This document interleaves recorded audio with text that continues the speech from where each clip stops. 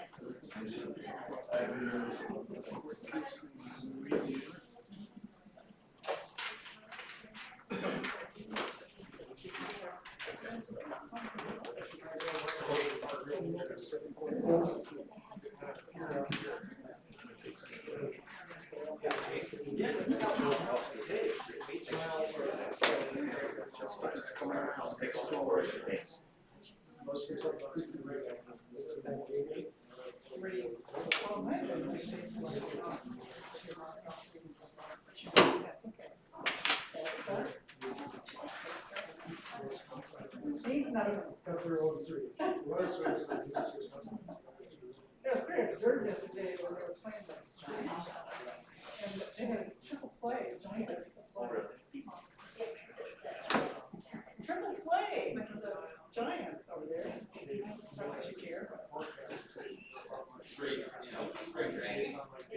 They don't care.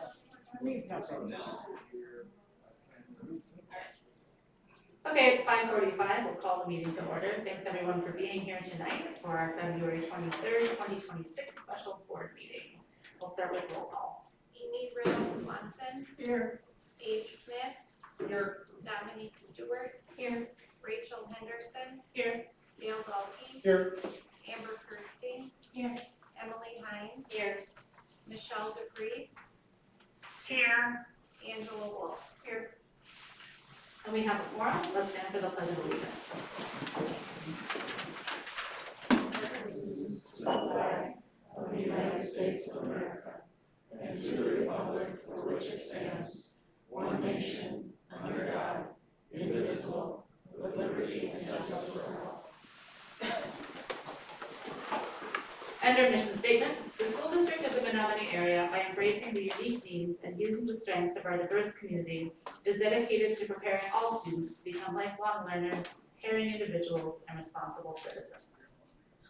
Onto the agenda order, tonight we have an action item to vote on the compensation plan for 2026-27, and we are also going to be discussing a preliminary budget estimate and long-term debt management.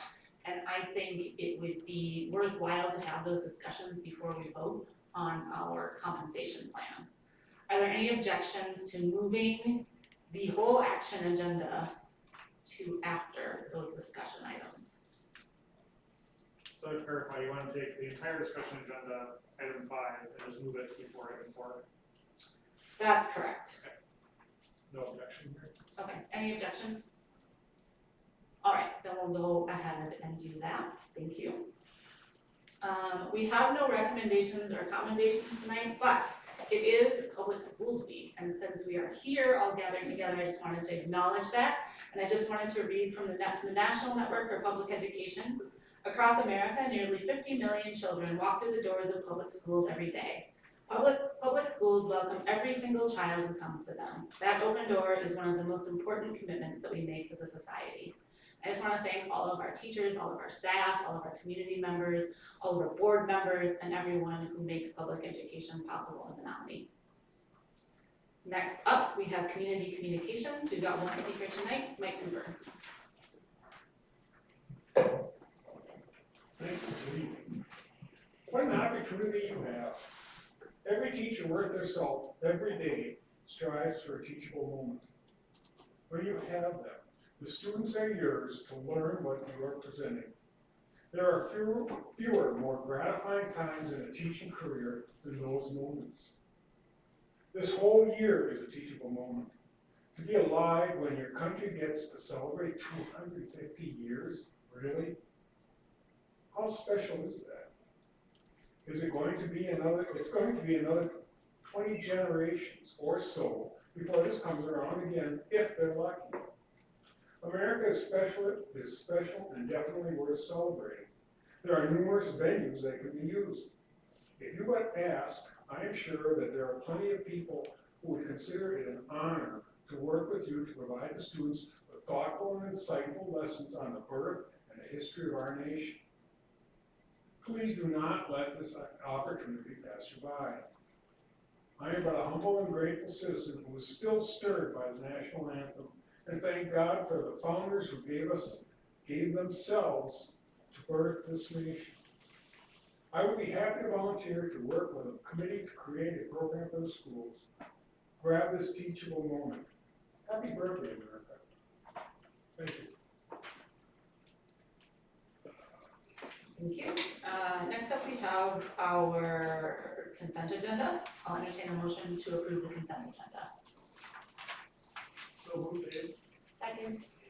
Motion by Abe, second by Dominique. Tonight we have an action to approve our 6 through 12, grades 6 through 12 Chromebook refresh, and as was discussed at our last meeting, and an action to approve revisions to policy 342.2 in the Title I program, as was also discussed at our last meeting. I think we're looking at the same documents that we saw 2 weeks ago. Does anyone have questions or discussion related to either of these 2 items? Last time we discussed kind of how it might play out in terms of the Chromebook contract. Can you, we got the email, can you just give a really quick summary of kind of what played out of the options? Yeah, and actually I'll have Katie run through that real quick. And while she's getting ready, I'll just take a second to mention the Title I policy is as presented, except last time there was a suggestion to include a little description of Title I, so that was added. That's the only change to that policy. Is that the first paragraph? Yes. Great. For the Chromebooks, the pricing came in pretty good because we were able to secure things that are currently in stock. So instead of buying the models that came out like this January, February, we're buying models that came out like last January, February. It still gives us a really long lifespan, but in buying what's in stock, it stabilized that pricing because they didn't have to go back out to the manufacturer. So when we look at all of our vendors too, in their bids, put a caveat in that we can't hold your pricing as long as your proposal requires.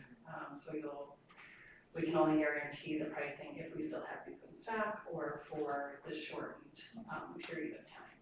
So by not doing the lease, we were also able to save additional funds because we could pick and choose between the vendors instead of like we had to take one proposal as written.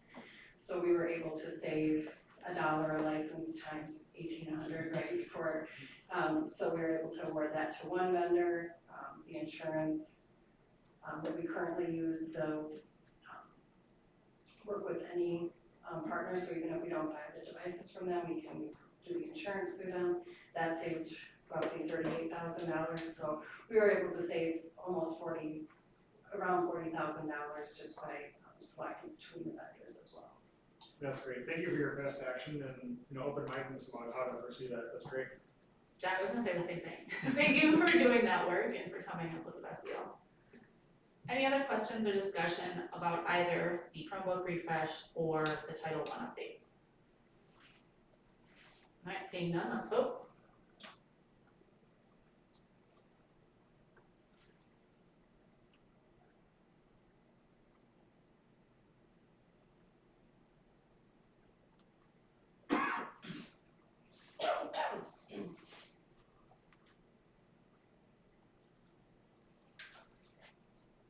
And motion passes unanimously. Next up, we have our personnel consent agenda. I'll entertain a motion to approve the personnel consent agenda. Heinz moves. Amy, second. So tonight we just have one resignation. Did you want to say anything about this? Right. Any questions or discussion about the resignation or the personnel consent agenda?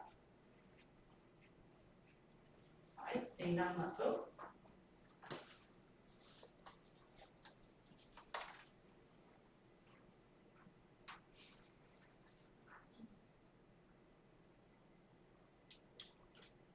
Actually, I did have a question on between items. Okay, you already voted. Okay. I'm curious what the, what does the market look like now for a position like that? I mean, you're talking about, yeah, like music, and so, I haven't posted it, but I'm assuming that it will be somewhat challenging to fill. But it's, it's also part of a bigger staffing, like discussion, so, yeah. But just to clarify, it's a resignation effective at the end of the school year, so, we will have plenty of opportunity. And it's helpful to have that, advance, be prepared for it. So. By the way, motion passes unanimously. No, it's okay. All right, so for our earlier discussion, we're moving on to our discussion items. We're starting with discussion item A, on the 2026-27 preliminary budget estimates. Eric's gonna do the lion's share of this, and he's done the lion's share of the work, but before he talks, I wanna just mention a couple things, and I know the board is well aware of this, and we've talked about it at the board table several times, but this is really just the first initial estimate. There is a ton more that needs to happen. There's so much information that we don't know. Everything from our September enrollment next year to our state certified aid. And even though it's the second year of the biennium, we are hearing more and more that it's likely, or very possible, I should say, that there could be some changes in Madison that could impact our budget as well. We're still really hopeful that there'll be some sort of budget reconciliation. I have been in communication with our legislators, really trying to advocate for really two things. One is trying to get additional special education funding. We all know that kind of the promise that was given has come up quite short. So any additional special education funding would have a big impact on our budget because it is such a large line item. And then the other thing we're advocating for is additional tax relief for property taxes, since there was no new state aid put into the formula. So we know there's gonna be a lot of changes. We think there'll be even more than normal because of the possible budget reconciliation. But with that, it's still important that we move forward with our planning. Eric's done a good job communicating with our principals, our staff. We still have our budget planning tool out there for staff members to provide ideas. And with that being noted, Eric, why don't you give us our first look at next year's budget? Yeah, so I provided for the board the three reports and also a narrative to accompany those. So I just like to work through those.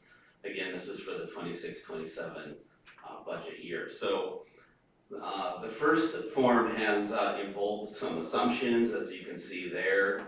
So no new funds were put into Fund 46 for this scenario. I had the special ed reimbursement at 39.5%. Again, that's quite a bit below the 45% that should be for that. Slightly decreased enrollment and staffing cast forward. So as you can see, the first column is a pay raise of 4.58%. Now what that is, the conversation with the board last time was that the steps and lanes would be given, and then it was an increase of 2.63%. So that actually works out to a 4.58% increase. And as you can see, that first column describes that, and then the pay raise of, more traditional pay raise of the 2.63% or CPI, that's the second column. So under the 2.63 increase, the projected operating deficit for 26-27 would be around over $67,000. Under the 4.58% increase, the operating deficit is approximately $628,568. So the difference between is $569.81, which is the 4.58% plan, increasing the projected deficit by that amount just in the first year alone. So while both scenarios result in deficit spending, the higher compensation adjustment accelerates the drawdown of the fund balance. And as you can see there on the Baird model, which is the second page, you see the 26-27 and those amounts for deficit, and then you see those forecasted 4 years beyond that into the future. So under that trajectory, the district would likely have to see a referendum by November of 2028 or consider significant cost reductions in that scenario.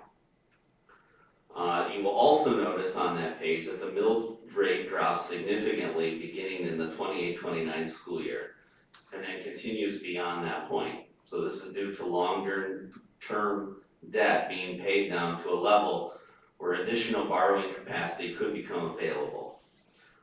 So Brian is here as well from Baird, and he will talk further about that as well.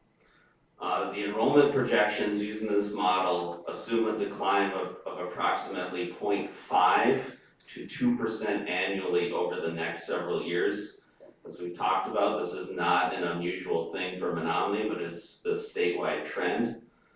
This trend will continue to impact the district's revenue limit and the ability to generate additional revenue in the near term. So as Joe said, it's important to emphasize that these projections are highly preliminary. There's a lot of different scenarios that could materially impact the final budget, and those include, of course, enrollment, special education reimbursement levels. There's talk of maybe a special session regarding that. Health insurance costs, costs of other benefits, and just inflationary pressures on just everything, just general inflation as well. So as additional information becomes available over the coming months, projections, and I'll continue to refine and update these projections. And really the purpose of the forecast is to clearly outline the implications of each compensation scenario. So we can move further in, as we move further into making the 26-27 budget process. If I could just add a couple more things, and then certainly we'll try to answer questions. One thing to consider is that typically our budget is relatively conservative in how it's put together. Our staff does a great job prioritizing needs over wants, and our staff does a great job coming in within budget. So typically at this time of the year, we see, bigger deficits, and oftentimes by the end of the year, it ends up being in the black. We can't guarantee that, but oftentimes that's what's happened over the past decade plus. I also want to point out that unlike some other years, there are some things in play. For instance, the fact that Downsville is no longer operating as an elementary school. Much of the budget impact was factored into this current year budget, but this is the first year of that, so there still are things that remain to be seen in terms of cost savings for utilities and other services that, we think we got them all, but until we get through the entire year, I think we'll have a much better idea of the actual impact after a year. I also want to mention that if you look at ERIC's assumptions, and this is something we talk a lot about, what kind of assumptions do we want to put in the preliminary budget? And I guess my take on that is I don't really care a whole lot what the assumptions are, as long as they're detailed. Because we know things are going to change, like enrollment, like staffing levels, and as long as we know what this preliminary budget was made from, as we get further along, then we can make the proper adjustments. But one thing to really point out is that this figures a cast forward with our current staffing levels. And as we look at enrollment, and the board has done such a good job over the years, making sure that we have the resources, especially the human resources, to provide the services that are needed. But when we look at projecting our enrollment forward, knowing that there is a slight decline, especially at the elementary grade levels, I would anticipate that staffing levels will not be as high in 2026, 2027 as they are right now. Now, that doesn't mean we're looking at layoffs or things like that, but there might be some situations where we know we're going to have a number of retirements. we may not need to fill all those positions based on the staffing that's needed. So again, this is a preliminary estimate. I think it's probably conservative, and we will continue to keep the board updated. Really, the next time you get a real in-depth look at the budget would be in June, when we actually have the preliminary budget for the board to consider. I have a couple questions. As I say that, I'm reminding myself and everyone else, please speak into your microphones, especially since we have someone listening on the phone. My first one's just sort of a clarification. You talked about the cast forward, sort of in the Baird model that we're looking at here, sort of indicating that with the higher compensation plan potentially needing a referendum as early as 2028. And I think what you're saying is the reason for that is after 2028, we would be looking at a Fund 10 balance that would dip below that level for kind of cash flow, right? Correct. Okay, just wanted to make sure that I understood that that's why you said that. Yeah. And then the second one is in the assumptions on the first page, you have an estimated increase in Fund 27 transfer in the gray box. Second one up from the bottom. Can you say more about that? So, Sorry to put you on the spot. Oh, I just no, noticed it this evening. that's okay. So I believe, what was factored in there, Is it increased from the last budget because of the decreased Yes, reimbursement? yes. Okay, yeah, but so it'd be an increase from the last budget, got it. correct? So not necessarily an increase in our actual expenses, But an increase in based the on the budget, reimbursement. yeah. Okay, and again, that's one of the things that Dr. Zadowski just mentioned that could be potentially changing in the coming months. Yes, Yes, okay, thank you. Sorry that I put you on the spot. that's okay. All right, other questions or discussion? So assumption 5 in the special ed reimbursement, obviously, as Joe alluded to, that is maybe discussed, that may be discussed in the legislature, we're not sure. So the number you have on there, is that your estimate of the status quo, how it might play out, or an estimate accounting for, what we might, see in the wind of Madison? Kind of more the status quo. I tried to be conservative with that, so again, I have no idea what Madison will hold, and so that was more of a status quo and just a projection. I mean, just based on this year, with it supposedly to be 42%, and then the early estimates was 35%.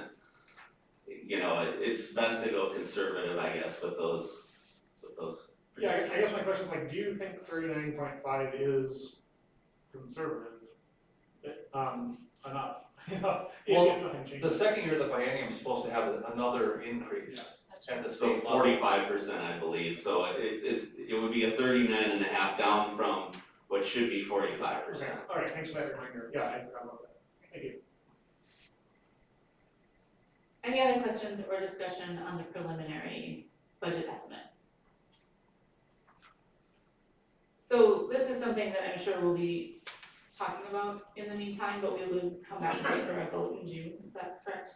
Yeah, it'll be redone, Yeah. by June, but this is really an estimate.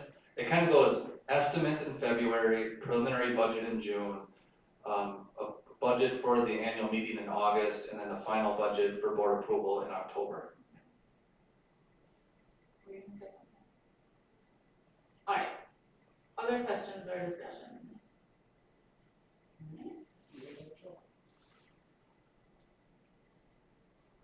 No, I'm good. I can hear you all clear. Great. Wonderful, thanks for that. All right, next up on our discussion item is the school district of Menominee area long-term debt management. So Rachel, I'd like to introduce Brian Brewer, and I've had the pleasure to work with Brian, boy, I think most of my 20 years as a superintendent in Wisconsin. Brian's been with Baird and serves a couple different roles, I believe. I don't know, it seems like you have a lot more clients now than you used to, but what I know is he's a foremost expert when it comes to long-term debt. we had a great opportunity to meet with Brian, when we were down in Milwaukee for the state school board convention. And, he has done a really nice job advising us how we can manage our long-term debt. And after some of the discussions, Eric and I just felt it was really important, for the board to have an opportunity to hear from Brian, and then also for Brian to kind of share, what the future looks like. We have a lot of opportunity here in Menominee based on how the long-term debt has been handled. And from there, Brian, go ahead and take it away. Thank you, Joe. Good evening.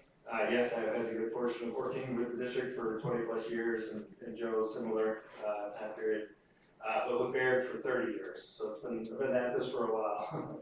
And I was just telling Eric, I was looking back, preparing for the deck you have in front of you, and some of the same concepts that we are talking about tonight, which is forward-looking by 3 to 4 years. I had exact similar decks from 2007, 2008, 2009, they kind of prepping for what's next, because that's really what this part of the conversation is about. As Joe mentioned, you've been actively managing the debt that was authorized at referendum back in 2013 by not only refinancing when rates moved to historical lows, but you've also been using the opportunities where the levy changed to levy to pay down the debt faster. So you're shortening that time period of when you're making your final debt payments, which then creates some opportunities or capacity within the tax levy for what's next. We don't really know exactly what's next. Eric showed that there might be a need down the road if the funding doesn't change, or let's say the funding does change, which then you can levy and collect, and then you can manage that with your debt payments that are stepping down because you've actively paid them down. So that's what this portion of the discussion is about, is kind of where are you? What are the kind of the next steps, and what would that lead you to in a couple of years in terms of capacity? So I did notice that it's in your deck, but my page numbers don't look great, so I'm going to walk through page by page so that it's not 1, 2, 3, 4. It's 2, 2, 1, 3. So I wasn't focused on that part as much, but so the first page is the existing Fund 39. It has yellow highlight across the page. That is, this is the detailed schedules that Eric and I and my team and Joe talked about. The one thing I don't really want you to focus too much on the various numbers. I want you to focus on how low the interest rates are. And that is, again, because you actively sought opportunities to refinance and lower that original cost of debt back, over this repayment period. We're now, a decade plus, 12-ish years into it. And so you're nearing the final payment on that first issue. Your highest cost debt is in that second issue, in the blue and the pink type color, 3%. So that's your highest interest cost debt. If you flip to the next page, you'll see the most recent refinancing, which is in 2022. And those rates were 0.9 and 1, and your highest rate is a 1.97 there, which again was abnormally low because you're coming out of the pandemic. But you and the board at that time took advantage of the ability to lower your cost of debt.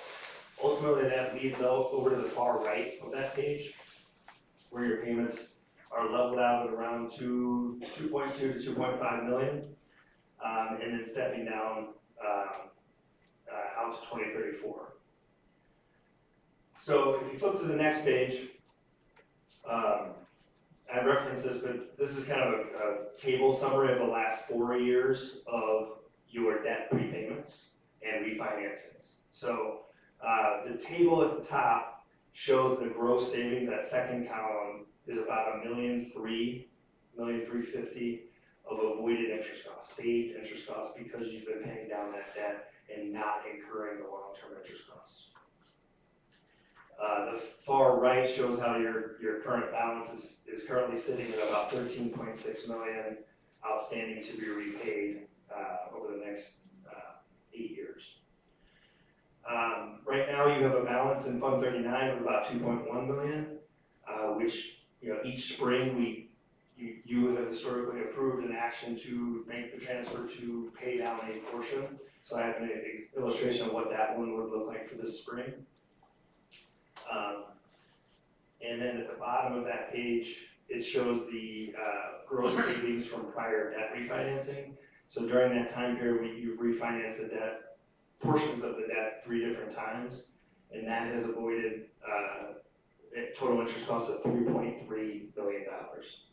So taking this slide, I don't want to leave it too quickly, but by the prepayments, you've avoided $1.3 million, and by the refinancings, you've avoided 3.3, so about $4.6 million of lower tax levy that would have gone to pay interest costs. Brian, if I could just add something, and I probably could have done this in the introduction.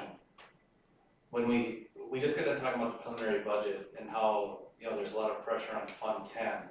I think it's really important for the board and for everyone who might be watching or listening to understand, we're talking about long-term debt, which is totally separate. Even though our long-term debt situation is very, very good, it's in Fund 39, which is a special long-term debt fund. So unfortunately, we can't take these dollars and just move them into operations to pay for salaries or to add staff or whatever. It was referendum approved debt for capital maintenance. So even though this fund is really, really good, it really does nothing to help our operating fund. This is just more management of the tax levy.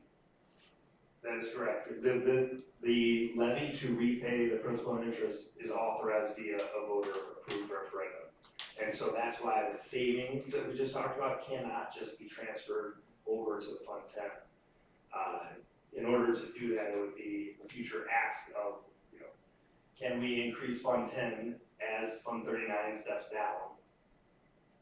Which that would be the mechanism of moving it from one side to the other. But short of a future voter approval on something like that, this is just savings. But another way to look at that is that, 15 years ago, money that would have been spent from Fund 10 was offset by that request to the taxpayers. And that's what we've been paying down since then. So in some sense, it offset Fund 10 over the last decade or so as maintenance that was able to be done through that debt request. Because the project's paid for some of the maintenance costs, is that okay? I just wanted to make sure I was clear on what you were saying, because the Fund 10 is calculated on the revenue limit every year on that per pupil, so it is what it is. And this repayment was. The projects that were done could not, if they had been done otherwise, would have had to come out of some of their operating fund, right? Correct, yes, that makes sense. Yes. So the next page is the title is 2026 prepayment plan. So this is a format you've likely seen before if you've been on the board. But at the left side is that issue where I pointed out earlier that has your 3 maturities that have the highest interest cost, the blue section. So the plan for this spring would be to bring back to you for action using about 1.7 million of the 2.1 that's sitting there to prepay those 3 maturities from 2031 to 2033. In doing so, in the middle, you see the savings from defeasance. That 281,000 is what could be saved by prepaying that in this fiscal year. The additional benefit to that is that it becomes an aidable expense, and so next year's equalization aid would include the reimbursement on this expenditure. Sorry, can you say that again? The amount that we prepay in that defeasance is an aidable expense? Correct. Okay. And each of the years you've been doing this, that the same thing. So in your aid number for this year is what you put into that prepayment last spring in spring of 25. Learn something new every day. Thanks. So the thing I want you to watch is that far right column as we're going, because that's the from the second to left column second from the right to the far right, you'll see the change in the future payments by each of these steps each spring. So you'll see that right now this action is targeting 2031 through 2033. And so that those payments go from about 600,000 down to about 23,000, okay?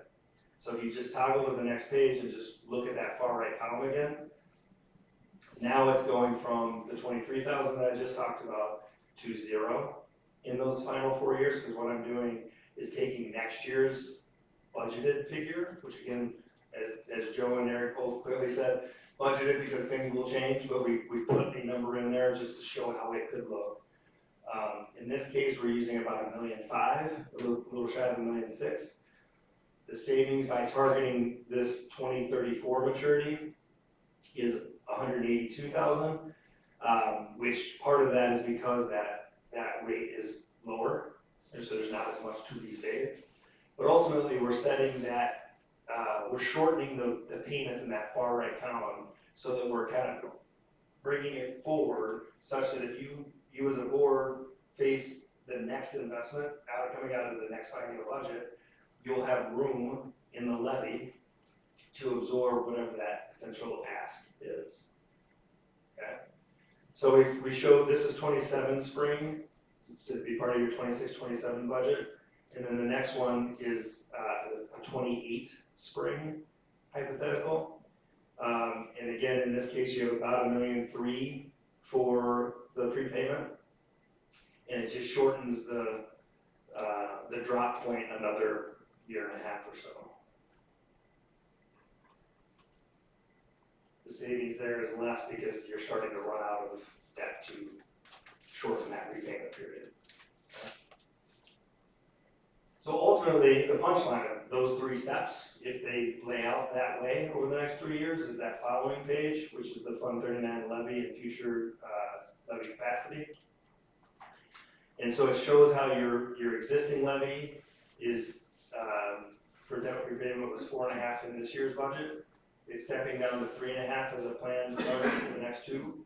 And then it would step down to a little over 2.5 in that final year, 28-29, and then it would be 0 thereafter. So that step down is what we could, as you are making more decisions and pre-planning for what's next, and we're learning what the next biennial budget is and what it will do to your local factors, this would be an area where we can, strategize around how do you best put that capacity to work.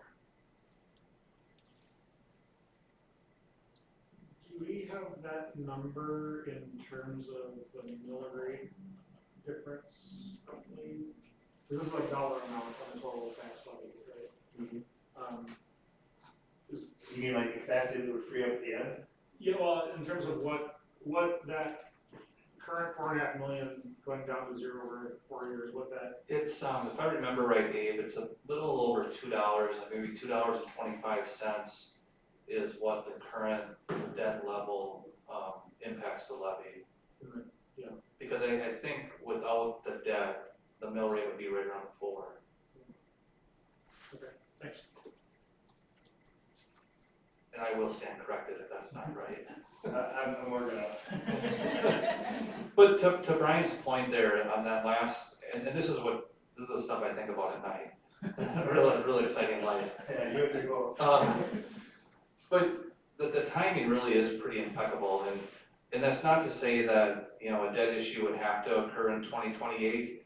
But when we start looking at the preliminary budget projections and we start looking at the fund balance and again, there's so much that we don't know with what's gonna happen at the state level, but really the good news is that, there's so many districts that are up against the wall. Their levy is already, at a point where it's a pinch point for local taxpayers. Their long-term debt is not in this situation, and they're at the max with their local budget. Whereas we look at ours, because our fund balance the way it is, we know that with our current budget projection, the real difficult part doesn't come until 2028.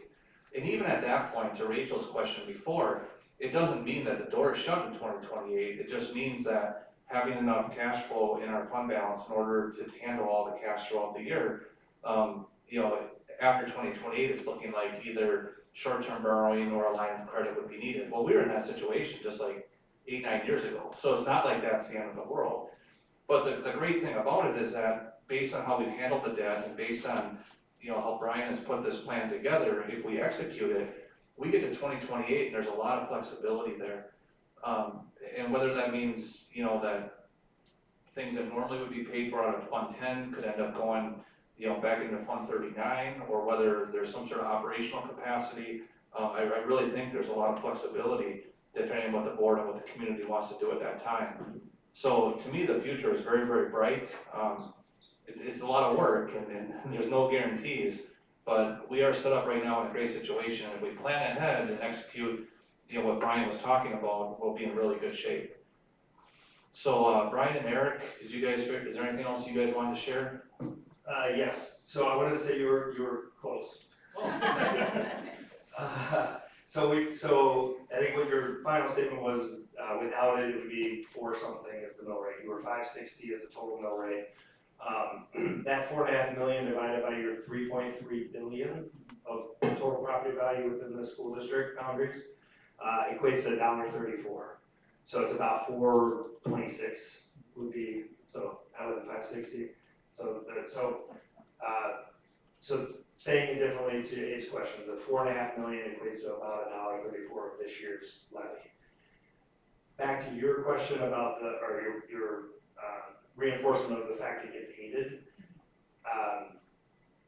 You are positively aided at all 3 tiers, and because of the low spending status of the district, you actually don't spend into the 3rd tier. So like if we don't use it and pay down at that, you're losing aid that would otherwise come into the district. So you're actually, you know, the statewide pot of aid is helping to pay this debt down as well. So it's part of the overall strategy of it, you know, paying it down, saving interest costs, but also bringing aid that wouldn't have otherwise been there if you didn't spend it, because you can't spend beyond that low spending ceiling, right, low revenue ceiling. So it all fits together to a plan that Joe and Leah and Eric and the prior boards have all set up over lots of years of planning and thinking about it late at night.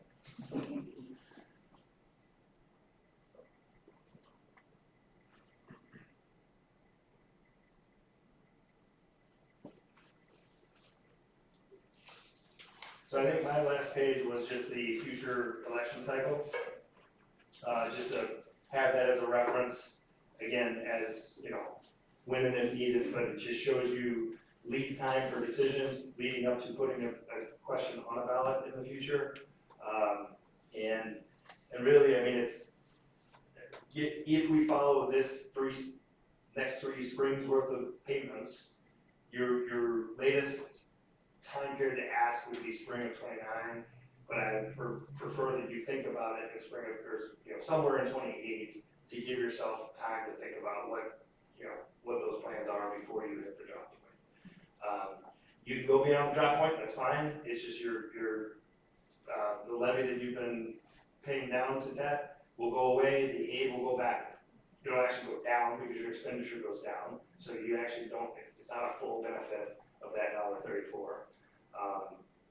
And then, you know, you'll have a lower base that you're then at some point in the future talking about. So we talk all the time about really trying to maximize the state investment in our school district, and, you know, the board has done a really good job with year-end budget transfers to help us capture as much state aid as possible. And this kind of goes along those lines. You know, if we can spend $1 in Menominee and, you know, get whatever it is, $1.50 out of that dollar from the state back, you know, it's a real wise investment as long as the dollar is available. And I realize that it's not always available to do that. There certainly are limitations. But I would just hate to see us, if it's a conscious choice, fine. You know, the community doesn't want to do it, the board doesn't want to do it, fine. But what I don't want to happen is us get to that point, like, oh, if we just would have started planning in 2026, you know, but by now we can make a conscious choice, and if we want to maximize, you know, how we get dollars from all across the state to come to Menominee and really provide our kids and our community with the school operations and facilities and such that we want, great. And by planning ahead, we should have that opportunity. Because when we went to referendum a couple of years ago, and it didn't pass, obviously, well, we really cut a lot out. I mean, when we start talking about multi-million dollars of capital maintenance funding, getting rid of technology coaches, eliminating the French program, and then cutting all sorts of budget contingencies in case gas prices go up or, you know, unexpected things happen. You know, we're not gonna be able to do that again. And I think our community told us at the time that that's what they wanted us to do. It will be painful if we get to that point again. Yeah, and I think that one of the things that strikes me about this timeline is that how well it lines up with the Fund 46 depletion. And that, we will be at a time when there's maintenance and updates and real, you know, hard materials needed to keep things running, because that's exactly when our Fund 46 runway is gonna run out. So it is striking how well those two timelines line up, and it's actually kind of encouraging that there might be a way through that. Obviously, you can't bet on anything, but, and from the perspective of the taxpayer, I think that one of the big complaints in 2024 was that it wasn't really clear what the referendum was for in a very pinpoint specific way. Whereas I think taxpayers have a lot more understanding and what's the right word? The other taxpayers, I think, understand the need to keep roofs on buildings and make sure that our facilities are operating and not falling apart. And the combination of those two seems to line up very well.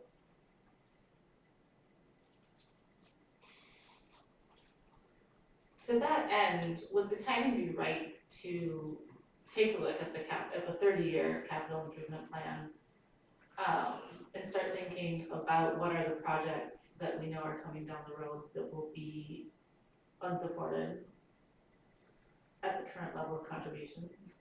Yeah, I think that's one way to do it, and I think that should be done. And certainly, you know, Kevin's done a really good job reporting to the board every January. But again, so many of the projects were done after the 2013 referendum, and a lot of those major projects have similar lifespans.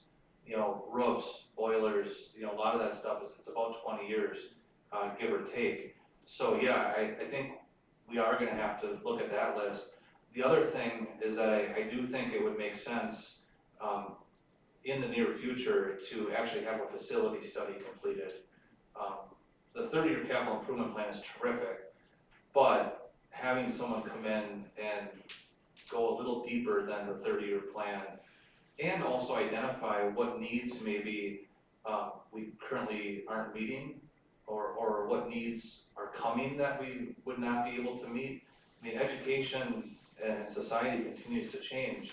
You know, just think how AI and other things have impacted our community or are starting to impact our community when you compare the 2013 referendum, now we're in 2026, and really we need to be thinking about probably 2036 and 2046 because when we start looking at these issues, I mean, these are a lot of times like 20-year issues, so we really need to look out a ways. Was there a facility study done before the 2013 referendum? Yes.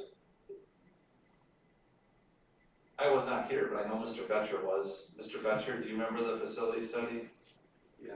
Okay, great. Is that still on file somewhere, do you think? I'm sure somewhere.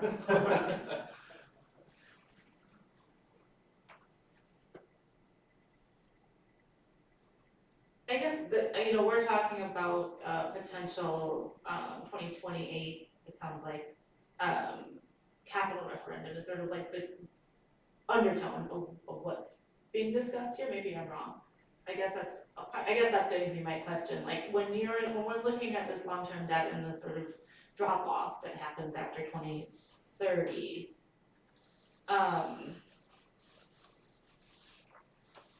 yeah, I guess what would your sort of recommendation be to a school district or to a school board for considering, you know, having just heard our budget?